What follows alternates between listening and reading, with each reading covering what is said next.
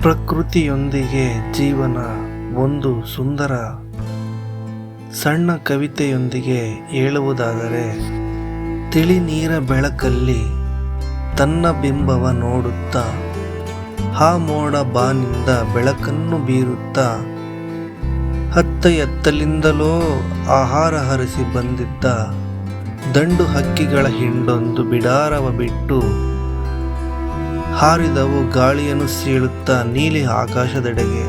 ಆ ಮೋಡ ಮೂಡಣದಿ ಒಂಬೆಳಕ ಸೂಸುತ್ತಾ, ನಾ ಬಂದೆ ಬಾರಯ್ಯ ಎಂದು ತನ್ನವರ ಕರೆಯುತ್ತಾ, ಇದೋ ಬಂದನೆಯ್ಯ ಎಂದು ಸೂರ್ಯನಿಗೆ ಹೇಳುತ್ತಾ, ಬಲಭುಜದ ಹೆಗಲ ಮೇಲೆ ಬಲರಾಮನ ನೇಗಿಲು ಹೊತ್ತು, ಎಡಗೈಯಲ್ಲಿ ಎತ್ತಿನ ಹಗ್ಗವ ಹಿಡಿದು, ಹೇ ನಂದಿ ಹೇ ಬಸವ ನಡಿ ನಡಿ ಎನ್ನುತ್ತಾ ಹೊರಟನು ನೇಗಿಲ ಯೋಗಿ ಅನ್ನಪೂರ್ಣೆಯ ತಾಯಿ ಭೂದೇವಿಯ ನೆನೆಯುತ್ತಾ.